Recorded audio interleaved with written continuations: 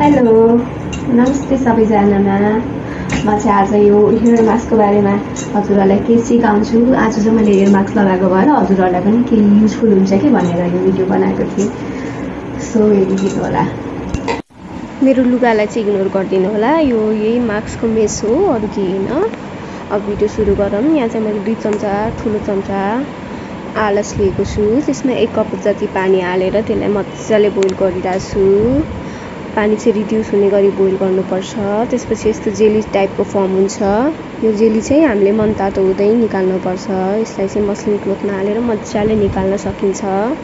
हजुरहरूले पनि त्यसरी नै निकाल्नु होला। अब यहाँ चाहिँ मैले मेरो कपालको लट्टा मजाले फुटाइरहेको छु। त्यसपछि मैले यो मास्क लिएर माथि रुटदेखि तल टिपसम्म अप्लाई गर्न सुरु गरेँ। बिस्तारै बिस्तारै सबैतिर लगाउँदै जानुपर्छ। अगाडि पछाडि माथिदेखि तलसम्म। हजुरहरू पनि कृपया यसरी नै लगाउनु होला। मैले लगाए जस्तै गरेर भित्र पनि लगाउँदैछु मैले।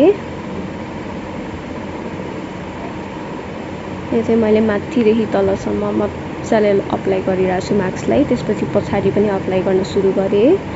अब मैले चाहिँ कुना काप्चा कतै नछुटाउने गरेर अप्लाई गरिरहेको छु।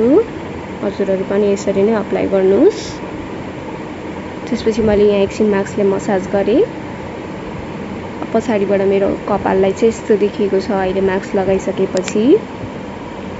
मैले चाहिँ यो माथिदेखि तलसम्म टिपसम्म पुग्ने गरी लगाएको छु।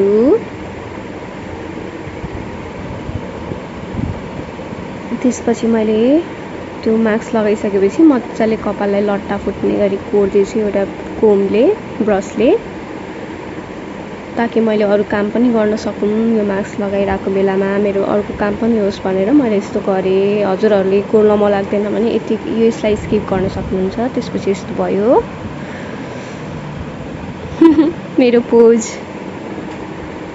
त्यसपछि म नुहाइ धुवाइ गरिसकेपछि मेरो कपाल यस्तो भयो। छुँदाखेरि सफ्ट फिल भएको थियो। अनि हेयर कट पनि मजाले देखिरहेको छ।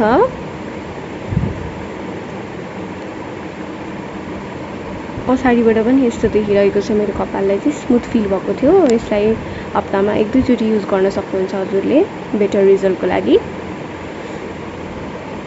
त्यसपछि मलाई मेरो कपालको यो लुक चाहिँ एकदमै राम्रो लागेको छ। हजुरहरूलाई पनि राम्रो लाग्यो भने कृपया मेरो भिडियोलाई लाइक, कमेन्ट गर्नुहोला, सेयर गरिदिनु होला। ल अहिलेको लागि बाई।